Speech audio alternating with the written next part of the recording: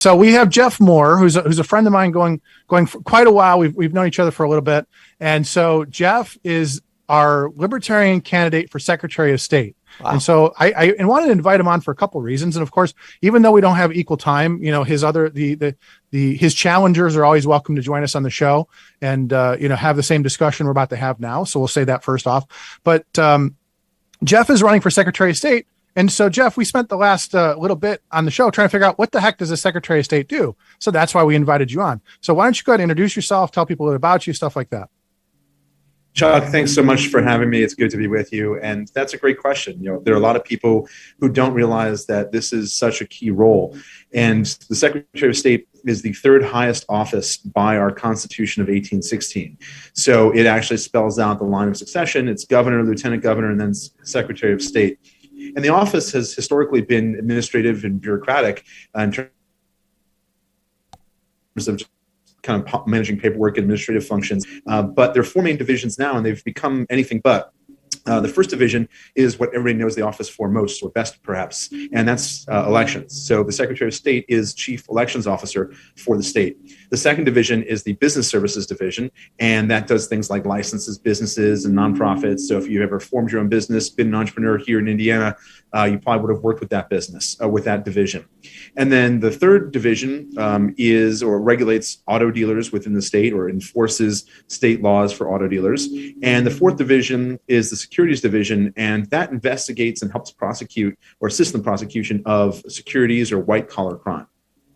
Okay. Well, I mean, an all important thing. So Tony was joking earlier. You're basically the Secretary of the State is literally like you're the secretary. It's kind of like that. You're taking care of paperwork and managing things and stuff like that. Keeping us on track, basically. Keeping the plane in the air. On track, keeping the paperwork and all that. Yeah. Good point. So your website is MAURER for Indiana.com. We're going to have you, I think you're going to come visit. I don't know if they told you yet. You're going to come spend some time with us this weekend. So we're going to have the Crown Point Gun Show is this weekend. And so we're going to have a libertarian table there Saturday and Sunday.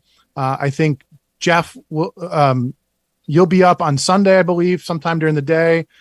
So come on by and, meet Jeff, ask questions, take the world's smallest political quiz, all that fun stuff, have some spirited debate, everything like that. So Jeff, I want to get to the very most important topic that we need to discuss first. Okay. Last week was my birthday. Okay. My license expired. My driver's license expired on my birthday. Right. The last thing any human being wants to do on their birthday is spend an hour at the DMV. If you are elected, do you have the power to fix that? Because again, it's an arbitrary date. It's not just your birthday too, Chuck. It's everybody's birthday. I'm just saying for me, we're worried about me right now. Okay. My birthday, and it'll help everybody else. Because it's just an arbitrary date that they chose. Can we have your driver's license expire like a month after? Do you have the power to do that? So first, Chuck, happy belated birthday. How did you celebrate besides going to I was at the BM. I was debating whether to go to the DMV, and I decided I'm going to let it expire, enjoy my life, and go deal with it later. Of course, again, we talked about the real ID and all. I did get my, my passport and my license, my library card and all that stuff is a whole huge thing. And I didn't even have the paperwork. You have to prove your entire sort of lineage in order to get to that. Yeah, they're like asking me where my grandparents were from, and I'll be like, wow. So that's the main question. Can we fix that? So that's for the BMV and that entire hierarchy. Unfortunately, there's nothing that I could do directly for that. But even bigger picture, don't forget that the Secretary of State's office has been historically a springboard for the governorship. And that is, we've seen a lot of our governors come from the Secretary of State or have been secretaries of state before. Evan Bayh was another example of that too.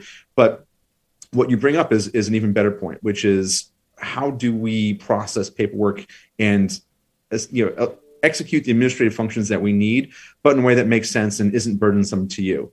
And it's true, we need to get these things done, right? You need to have a license. That's what the requirements are, but how do we do it in a way that makes sense? And that's very true of our elections. It's very true of licensing businesses. And that's the kind of business acumen and business experience that I think is important to this role. And so I am an entrepreneur. I've had my own startups. I've worked in startups. I've formed businesses here in Indiana, and I've been a customer of the Indiana Secretary of State in the past. And when that happened, it's better than it could be, but there's still plenty of room for improvement. And that's what I'd like to bring to the office, is some of that good business, customer service, common sense. How can we make your life easier? And I want to speak to you if you've started a business, whether it's landscaping, hairdressing, food truck, a restaurant, whatever your business, that's your business. And I know that you're worried about cash, about your customers, about your product, about your service, about your rent, about your payroll. All those things are important to you. What I imagine is not as important to you is doing a bunch of paperwork from the government. And that's what I want to make easy, painless, fast, and I want to give you the customer support that you deserve when you have questions. Well, Jeff, you kind of talked about it right there, but it takes a special person to want to run for office. You got to have that drive, that dedication, that passion for change. And you're talking a lot about the small businesses there. Was there any moment where you're like, you know what, I got to run for Secretary of State? Because again, it takes a special person to run. What was your boiling point to make you want to run? I think that's a great question. I think we can all look at January 6th and say, no, the process is broken. Something's broken here. We've got to do better. We must do better. Elections, as a civil and civilized society, elections are how we agree to disagree. I'm going to say that again. As a civilized society, elections are how we agree to disagree. And if we can't do that, if we can't get that right, then we've lost it. We're in real trouble. So it was that moment of realization that we've got to do better. And it's now a crisis level urgency. My background in technology let me see that we're at a point where technology is going to help in the elections process. And that's sort of what got me focused in on this. Think about it this way. Imagine we're running an auto race and the cars are getting faster and faster and faster, and the finishes are getting closer and closer and closer. It's no longer good enough to have somebody standing out on the finish line eyeballing which car comes in first. We're going to need a photo finish. We're going to need a new technology and a new set of processes around that technology to give us a more precise answer and a more precise verdict. And that's what we need in our elections. Our elections are getting closer and closer in terms of being really competitive, and we're getting more and more concerns about the validity and the validity of those results. So we're going to need better technologies and better processes to get us closer to a photo finish on our elections. All right. So one of the things that's interesting, though, is, we're here in a county where we've had entire elections, like a primary election for mayor thrown out in East Chicago. We always talk about, we have a song from way back in the days where we talked about hanky panky, where we had two Lake County mayors arguing about primary results. One mayor accused the other one of throwing voting machines in the lake and all. So we come from a county where there's a lot of the potential for hanky panky. And I think that's kind of the question is, there are people that believe elections were stolen. There's people that believe there's no way that happened. Everybody has an opinion on the elections and things like that. The bottom line is, you couldn't have those opinions if we didn't have a good system in place. And that's kind of the thing. If we put a good system in place, if we have a way that you can't have these, you can't even, the idea of, bins of ballots at 2 a.m. don't even come into the equation when you have a good system. I mean, and that's kind of the whole idea, is that, whether there's election fraud or not, whether there's hanky panky or not, if you fix the system, you can't even have those discussions anymore. Right. So Chuck, you nailed it on the head. And as a libertarian candidate, so we're Libertarians are the third largest party in the state. And I think our Democrat and Republican friends should recognize that who better than libertarians to help manage the election process, because we are more neutral or a more unbiased party in this sense. And we're in a better position to be an impartial arbiter of the elections. And what I'm coming forward with, not only just judging that, but actually putting in the right pieces to build the process right. So Chuck, let's imagine one of these restaurants that one of our neighbors creates and creates a business for here. We go into that restaurant and there's an open kitchen. We can look into the kitchen. We can see everything that's happening. It's not that we don't trust the chef. It's not that we don't trust the restaurant owner, but it gives us the safety and the assurance that we can look in and see for ourselves everything that's happening and know for ourselves. We don't have to take somebody's word. We don't have to trust a health department inspector, which is part of it. Sure, they're working in the background, but we can directly see in and know what we're getting. And that's the same kind of transparency that I want for our elections process. I want us to all be able to see in, not to disclose the secrecy of any of our votes, because that's paramount, but to be able to look into it as if it were a kitchen or restaurant and be able to see the big picture and some of the details of what's happening. So 2 key ways for doing that, and this is what I'm running on. I want you, Chuck, to have a receipt for your vote. I want you to have a printed piece of paper when you leave the voting booth so that you can go home and look up your vote and track it, just like an Amazon package. And once you can do that, you can point to your vote and say, there it is, my vote has been counted. In fact, you can track it just from when it's received to when it's counted, and then all the way through when it's audited. That gives you the assurance that your vote and your voice have been heard. On the other side of it, and this is sort of the partner to it, the yin, the yang, is I want you to have a complete audit. Chuck and Tony, you want to guess how many counties currently get audited in Indiana after an election? Oh, geez. How many? Pick a number 0 to 92. Chuck, you want to take a stab at it? I already know because it's on his website, so I'd be cheating. But take a guess. Of 92 counties, how many of them are doing this? Take a guess. Oh, man. Is it below 30? It is. Oh, yes. Sadly, well below 30. 18. Keep going. It is still, legal age of consent, but in this case, it is not the number. You still need to go lower. Oh, geez. Is it 7? It's lower than that still. What? So it's 5. It's 5. I was out of close 92 enough. counties. 5. So, Tony, the answer to your question is only 5 out of 92 counties get audited after an election. And it gets much worse from there. So the organization that audits them is called VSTOP, and they're officially out of Ball State, but they answer to the Secretary of State. So it's not a truly independent audit. They're only tasked officially with auditing the equipment itself. So it's not necessarily the entire process. Like they're auditing the cash register to say, yep, software in the cash register is good to go. But meanwhile, you leave the cash register unlocked in an unlocked business overnight, bad things can happen. So that's where it's more than just the technology, it's the processes and the people around it. And we have to see the big picture. We have to audit the big picture. On top of that, the audit only looks, or they pick which counties, they pick which races they audit, they pick which votes they audit. In fact, when you think about it, only 40% of votes in Indiana have any paper backup whatsoever. So, Tony, you may not be old enough to remember the election of 2000, but we had in Florida, we had pregnant Chad and hanging Chad and dimple Chad. But the idea was that there was a paper backup for every vote. And there was an official record that we can go to and look at it and understand what was tabulated and why. But in this case, 60%, the majority of votes in Indiana, have no paper backup whatsoever. So to call it an audit is just asking the computer to spit out the same number that it gave us before, and that's not a real audit. Now, it gets much worse than that. After all this, the final audit is a big secret. The report isn't even published. We can't see it. The Libertarian Party just the other week actually submitted an open records request to retrieve or to see a copy of the audit report. We have not yet received that.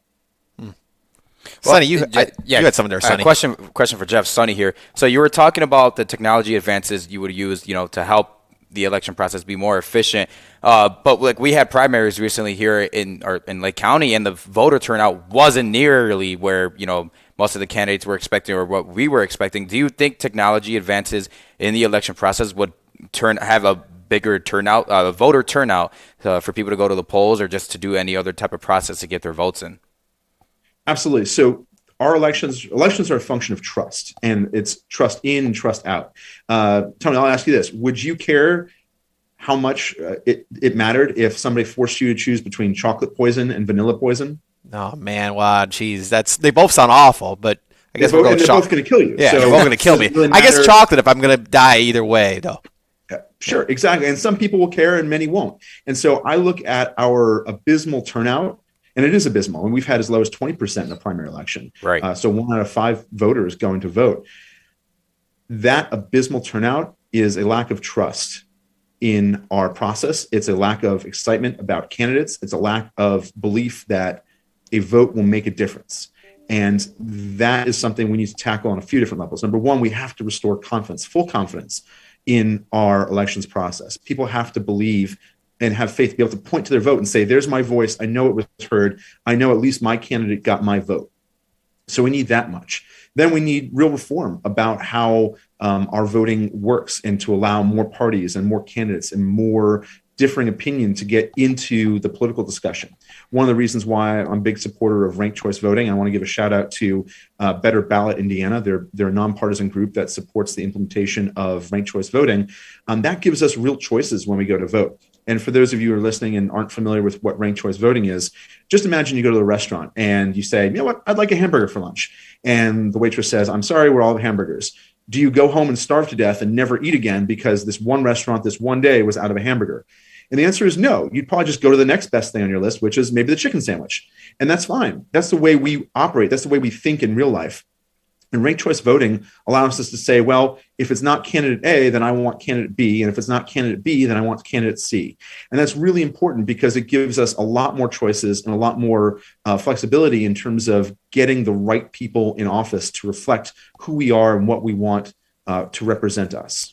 Voice here is Jeff Moore right there, running for Secretary of State of Indiana. You can meet him at Crown Point. Chuck, you had a So we're going to question. have the Crown. So no, I was going to say, do we want to blow off the break? What do we want to do here? I don't want to get you guys in trouble. We could go a few minutes ahead. Okay, so we've got Jeff Moore, more for Indiana.com. You can find him on Facebook, all these sorts of things. We're going to be at the Crown Point Gun Show this weekend. Jeff will be there on Sunday. You can stop in, have a discussion, find out more about what the Secretary of State does. So here's the other question, and I want you guys, if you guys have questions about this as well. So Jeff, one of the things I was thinking about going into this interview was a lot of people have preconceived notions about libertarians where, even the owner of this radio station, we come on and talk about libertarianism. He'd say they're just the Republican hippies, want to smoke weed, all these things. Jeff, you are not at all the who people imagine when people talk about libertarians or running for office. The thing that I'm really proud of you is that you are taking this very seriously. There's always accusations of the third party. We just kind of have paper candidates. We're just kind of messing around.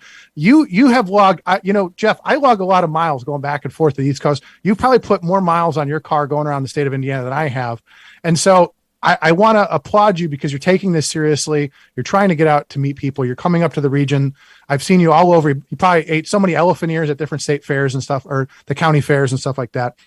So, talk a little bit about sort of, and also your military background. I don't know if you just kind of mention that and stuff like that. You are not sort of the typical what people think of when they think of a libertarian candidate. I'm pretty sure you wear that sport coat to bed at night, put it that way. Well, I won't comment on the sport coat, but I will say that first, thank you, Chuck. Those are very kind words. And we might be mile for mile matched here. So campaigning is a great pleasure and privilege. I get out, I get to see different parts of Indiana I might not get to see otherwise, but really hearing from you and from my neighbors here in the state and the issues that are key, going up to the Elkhart area and seeing the hardship that's going to come because some of the plants are closing. There's an economic down cycle, but seeing areas where business is booming, they can't hire people fast enough. So every community, every region has its own story, has its own needs. And it's my great privilege to be able to get out and see it firsthand and hear from the people who are living there and calling that home.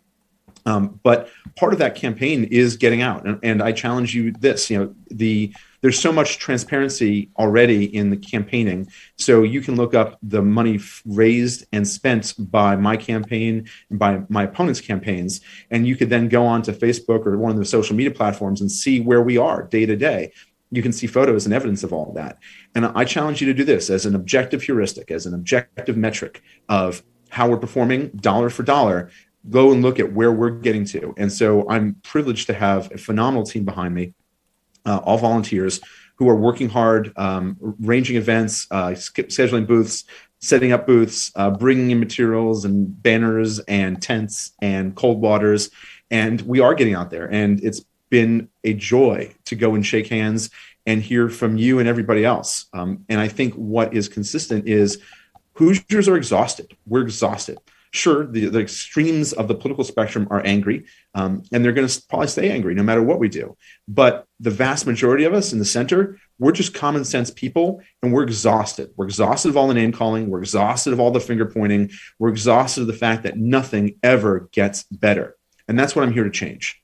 So I want to speak to you. If you're exhausted and you just want the thing to work, if you just want government to work for you, that's what I want as a libertarian. I want government out of your life. I want to leave you the heck alone so that way you can live your life. We'll leave it at that. You can't end it better than that. I'll think right there. So more for Indiana, MAURER for Indiana.com. The other thing I always like to check is to see how many clicks it takes for me to donate. Your donate button's right on the top, so I kicked a few bucks your way. Thank you so much, because gas is expensive, thanks to our governor. So thank you so much for joining us, and we'll see you this weekend. If you guys want to come out again, the County Gun Show this Sunday afternoon. We'll be there all weekend, but Jeff will be there Sunday. Stop in, say hi. Thank you so much for joining us. Thanks, Thank you so much, Jeff. Thank you so much. The pleasure's mine.